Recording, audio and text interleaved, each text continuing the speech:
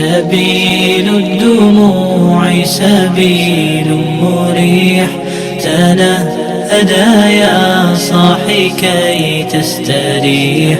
وبث الدعاء سبيل الدموع سبيل مريح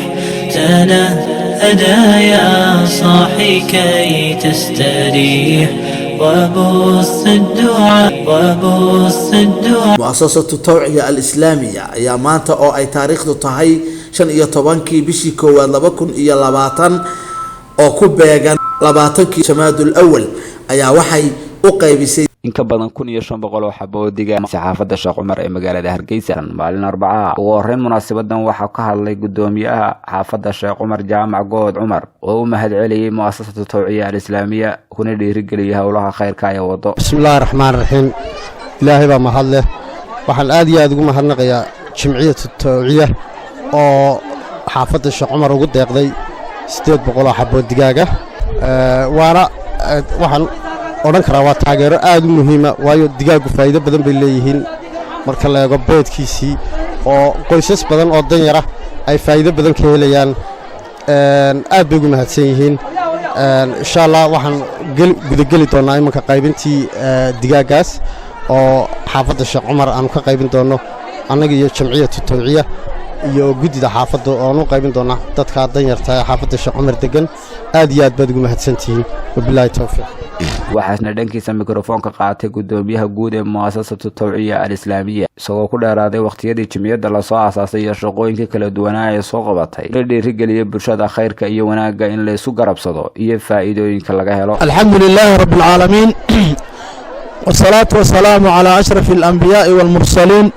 سيدنا محمد وعلى آله وصحبه أجمعين ما بعد إلهي بمهد سبحانه وتعالى waxaanu joognaa xaafadda Sheekh Umar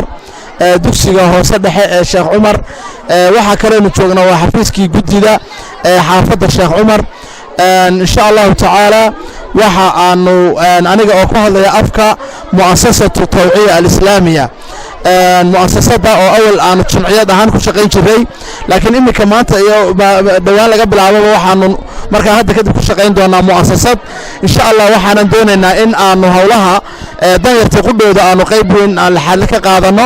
maadaama jamciyadu markaanu jamciyada ahayn ilaa 2001 aanu aasaasnay oo aanu ka soo shaqeyn jirnay dhinaca wacyigelinta dhalinyarada iyo maarta kor u qaadista wacyiga ardayda iyo dhalinyarada ayaa insha Allah ta'ala waxaanu qorsheenaynaa bal inaanu hawlahaas ummadda wax looga qabanayo iyada qudheeda aanu qayb laxaad ka qaadano insha Allah ta'ala iyo mu'assasatu Tawciya al-Islaamiya maantana halkan ayaanu ka bilownay insha Allah ta'ala waxaan isku day doonaa in aanu markaa degmooyinka kale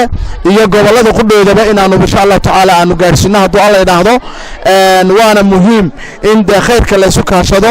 oo dadku ay khayrka ka wada shaqeeyaan iskuna kaashadaan baa loo baahan yahay insha Allah ta'ala markaa hawlahaas ilaahay inoo sakhiro ilaahayna waxaanu ka baryaynaa inuu ilaahay hawlaha inoo fududeeyo inuu ilaahay wax walba inoo sahlo khayrka iyo barwaaqada iyo baraadaha ba ilaahay inoo badiyo saasan insha Allah ta'ala aynu ilaahay ka baryaynaa gudida xaafadda na waxaan leenahay ilaahay hawlaha aad wadaan ummadda u haysaan ha idin fududeeyo maaragtay hawshaas sidaas ba insha Allah ta'ala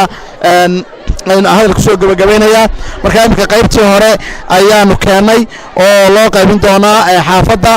qayb kale oo 400 oo kale ayaa imika soo socda iyagana insha Allah ta'ala markay imika yimaadaan ba inta wala wada qaybin doonaa sidaas insha Allah xaafadaha kalena hadduu Allah idmo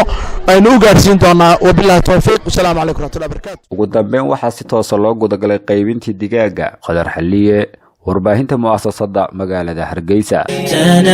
تنهدى يا صاحي كي تستريح